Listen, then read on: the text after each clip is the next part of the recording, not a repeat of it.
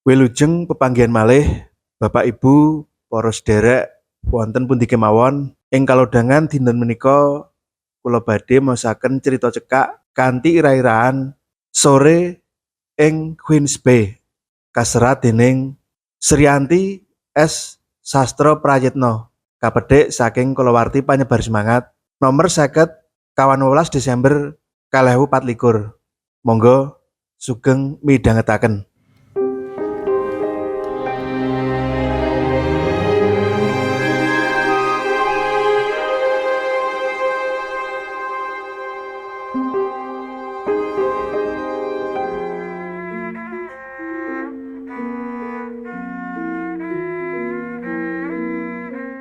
Mobil sing methuk saka bandara wis mlebu sawijining kawasan.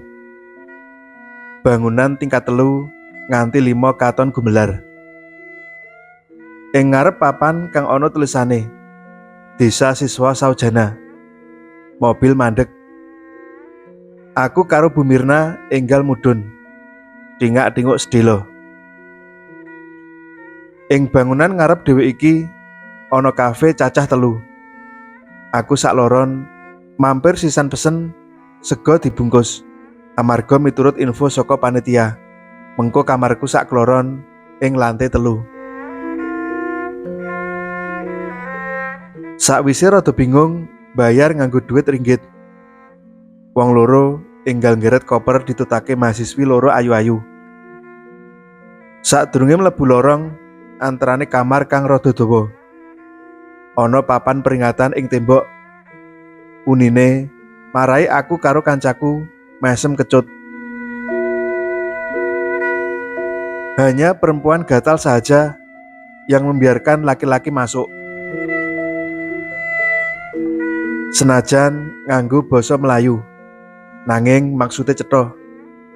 Pancen papan iki asrama mahasiswa kaya rusunawa ing Indonesia lan mestine Desa Siswa Saujana mung khusus kanggo mahasiswi. Mula ana papan peringatan tamu. Sakwise menehi keterangan sakperlune, mahasiswi loro mau banjur pamit. Aku karo Bu Mirna meh bebarengan ngebrokake awak ing amben kang ana loro ing kamar iku. Pancen krasa kesel banget. Budal saka Semarang dina Rebo sore. Gandeng penerbangan menyang Penang. Budale Kemis esuk. Mula aku sakloron nginep ing Bandara Suta. Wektu semono pancen sengaja ora golek hotel. Merga sakliyane larang, uga wedi yen malah tangine kerinan. Banjur jam 6 esuk wis boarding. Jam 7 wiwit mabur. Watara 2 jam tekan Bandara Penang. Ing bandara iki wis dipethuk nganggo mobil dening panitia seminar internasional saka Universitas Sains Malaysia. Kurang turu sing mesti.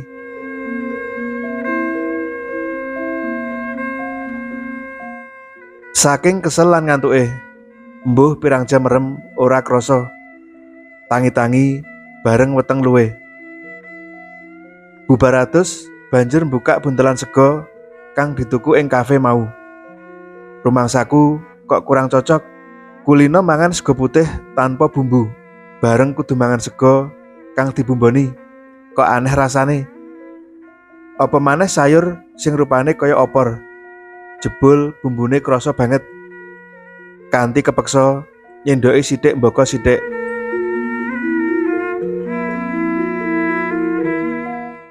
Bu, ora bisa nggarap PTT lho. Ujuk-ujuk Bu Mirna mlebu kamar. Aku ndengengek. Bu Mirna banjur njlentrehake menawa colokan laptop saka Indonesia iku. Bolongane ming 2. Dene ing kamariku bolongane 3. Aku melu gubuh. Usana diputusake sorene arep golek colokan kang cocok ing toko elektronik.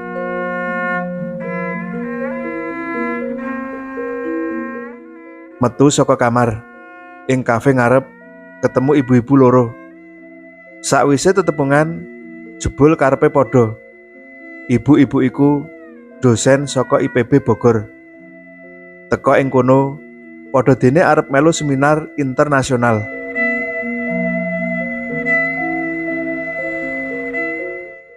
Mall sing paling cedhak ing Queens Bay, Bu. Bisa numpak taksi saka kene, kandhane Bu Heni. Ayo bareng wae, wong papat pas numpak taksi Bunin, kancane nambahi. Aku karo Bu Mirna sarujuk. Sakwise taksi kang ditelepon panitia teko, wong papat banjur budal. Bu Heni lungguh jajar sopir. Aku wong telu lungguh ing mburi. Watara seprapat jam wis tekan mlebu Mall Queens Bay kang bangunane mewah iku. Rumangsaku beda karo mall-mall ing Indonesia. Ora pati rame. Mbok menawa amarga wektune dudu dina prai. Ngubengi maneka stan, pranyata ora nemu colokan bolong loro. Mumet rasane. Durung kepikir kudu tumindak kepriye. Rikala kanca-kanca isih mubeng-mubeng ing mall. Aku wis ora tertarik. Sirahku ngeluh. Aku pamit metu karo nuding menjaba. Saka plataran mall, katon ing sabrang dalan segara ngilak-ilak. Enggal wae aku jumangkah. Sakwise ngliwati papan parkir kendaraan kang akeh-akehe roda papat. Ana lapangan kebak sesuketan bawira.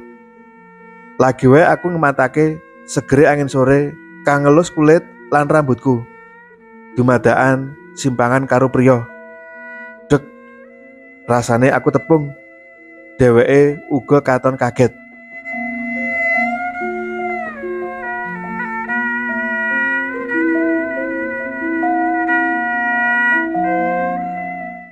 As, iki Asri? Pitakone rangu-rangu. Aku mesem tipis. Ah, kok bisa ing monco ngene malah ketemu dheweke? Aku mantuk alon.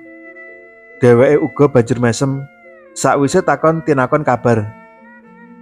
Aku lan dheweke banjur lungguhan ing watu. Saka kadohan katon Penang Bridge. Kertek ing dhuwur segara kaya jembatan Suramadu.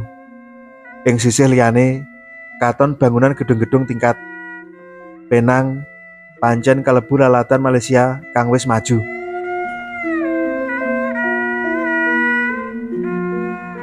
Iki dalam rangka opo As?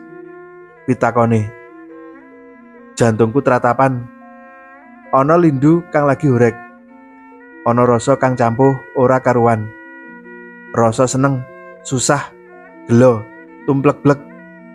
Mripatku rasane wis panas. Nanging aku kudu bisa ngempet pangrasa iki. Aku ora kena netesake luh ing ngarepe. Sakwise rada lerem, aku banjur cerita menawa lagi seminar ing USM, nanging isih sesuk. Dheweke uga cerita beneri ana acara motret ing kutha iki.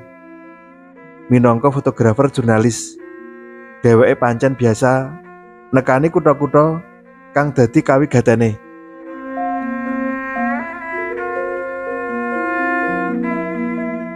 Durung tutuk anggone jagongan. Dadak ketungka Bu Mirna, Bu Heni, lan Bunin. Kang astane wis nyekel tas kresek kanthi maneka belanjan. Dheweke mesem tipis, banjur salaman karo kabeh koncoku sakwise ndak kenalake. Ora suwe banjur pamit sakwise nyimpen nomor kontakku. Sejatine isih awel atiku pisah karo dheweke. Nanging uga ora mungkin ngobrol pribadi rikala bebarengan kanca-kanca. Blonjo apa wae, Bu? Kok ketok brengkut? Takonku. Wong telu guyu bareng karo ngatungake plastik belanjane. Mong kletikan kok karo banyu ngombe. Wangsulane Bu Mirna. Wong telu banjur padha foto-foto kanthi latar mburi segara lan kertek Penang. Panyawangku adoh menyang tengah segara. Nanging kang kumandhil malah esme Hans sing mentas iki mau. Aku unjal ambekan landung. Pawongan kang wis luwih saka 15 taun ndak lalekake kuwi. Ujug-ujug jedul ing ngarepku. Ndak lalekake. Jundil aku krungu pitakonku dhewe. Sing bener aku pancen ngendani lan ora kepengin ketemu dheweke. Aku uga ora kepengin krungu kabare. Nanging kanthi ngronjale atiku wektu adu arep mau. Apa bener aku wis bisa nglalekake dheweke?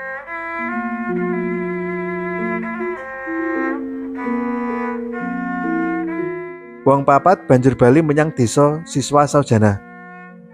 Sejatine atiku semplah. Seminar sesuk dadi wis ora krasa grengseng. Apa maneh kelingan perkara colokan listrik durung ketemu solusine. Sadurunge mlebu kamar, sengaja aku goleki panitia kang sekretariate uga ing asrama kono. Mahasiswi ayu sing mau esuk ngeterake ing kamar kuwi banjur njlentrehake. Jarene colokan bolongan telu iku tetep bisa digunakake. Ora kudu tuku sambungan colokan loro. Dheweke nerangake nganggo basa Melayu. Aku wong papat nggatekake, nanging blas ora mudeng. Semono uga wektu dheweke ganti nganggo basa Inggris, tambah ora mudeng.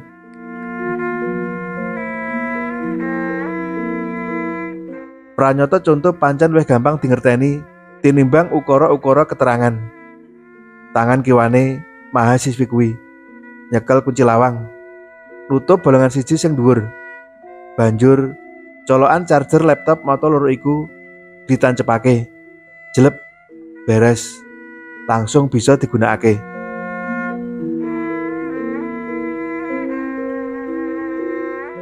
Dina Kamis wiwit jam 09.00 esuk nganti jam 8 bengi seminar. Sesuke isih ditutukake setengah dina. Banjur dina pungkasan bakal dianakake piknik bebarengan. Untunge aku wis presentasi ing dina kapisan, dadi bisa leren.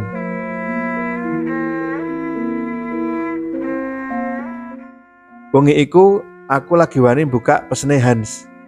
Ana pirang-pirang, amarga pancen sengaja durung tak buka. Intine dheweke kepengin ketemu meneh sadurunge aku bali menyang Indonesia. Abot sak temene ngelingi 15 taun anggonku mlayokake larane ati. Apa iya kudu ndak jugarake saiki? Hans, kanca kuliah seangkatan, nanging beda jurusan. Eseme nate ngrenggani impen-impenku ing mangsa taruna. Senadyan wiwitane kaya mokal, nanging nyatane uga kelakon nemu dalan kanggo nyawijikake ati. Yen kelingan anggonku runtang-runtung jaman semono. Budal menyang kampus bebarengan, sinau ing perpus, nonton pentas seni, nonton konser musik, uga tansah bebarengan. Kosku cedhak karo kampus, mula dheweke cukup ngampiri. Banjur mlaku reruntungan mecaki dalan Simanjuntak tumuju kampus. Wektu-wektu endah kang pranyata ora bisa ndak lalekake. Sapa sing ngira menawa sesambungan endah kuwi wekasane tanpa jluntrung. Mbok menawa aku isih pengecut, ora wani ngadepi kanyatan. Rikala dheweke ngadoh tanpa alasan, aku mung bisa pitakon liwat layang kang ora nate kawangsulan. Apa maneh bareng aku diceritani karo kancane seangkatan menawa dheweke wis duwe pacar meneh. As, ketoke kowe ora susah nunggu Hans lho. Dheweke wis duwe pacar meneh, kancane SMA. Wingi pas ibune sedo, Vivi yo layat. Hans ketok perhatian banget karo dheweke. Omongane endang wektu semono. Nalika kuwi aku sengaja izin saka lokasi KKN. Merga dikabari kanca kosku menawa ibune Hans kapundhut. Omongan kang banget gawe ajur atiku. Jalaran maune ndak kira oleh ngadoh iku amarga dheweke lagi ngadepi masalah keluarga utawa apa. Saiki wis cetha welo-welo. Aku mupus. Sing ndak pikir mung siji, aku kudu cepet lulus supaya bisa lunga saka Jogja saado-adohe. Ubur kabeh kenanganku karo Hans.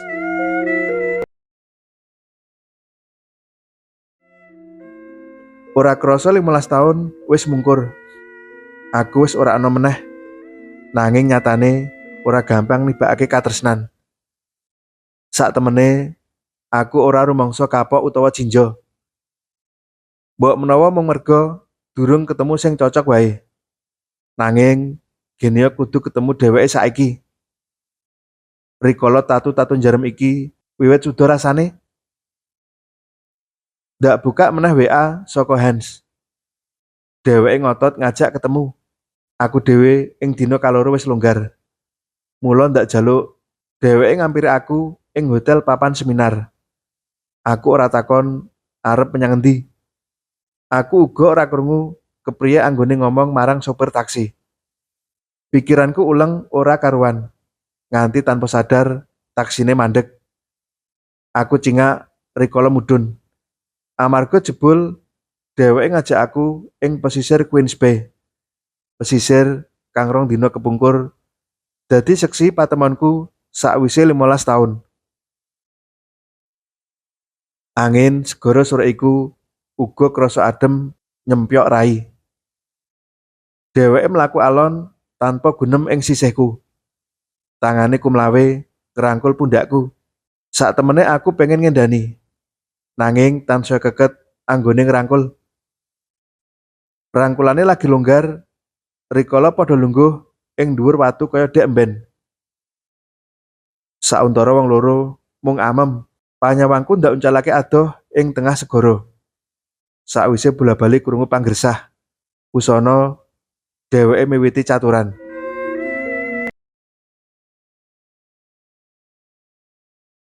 Asri, aku ora ngerti kepriye kahananmu saiki.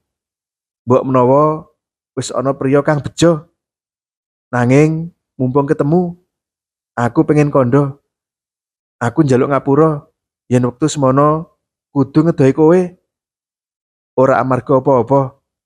Pancen ana masalah keluarga kang lagi tak sandang Mbak Yu lan keluargaku. Kandhane alon. Aku mau ngrungokake, isih krasa priye dodo. Ora ngira menawa perkara iku gedawa-dawa. Bareng aku wis rumangsa bisa andum crita marang awakmu. Aku wis ora bisa nemokake. Kowe wis lulus kanthi cepet lan babar pisan ora ninggal tabet. Kanca-kanca kosmu uga ora ana kang gelem crita. Aku temengo. Aku uga banjur crita ngenani apa kang dikandhakake Endang wektu semono. Dheweke katon kaget. Tanganku loro digegem kenceng.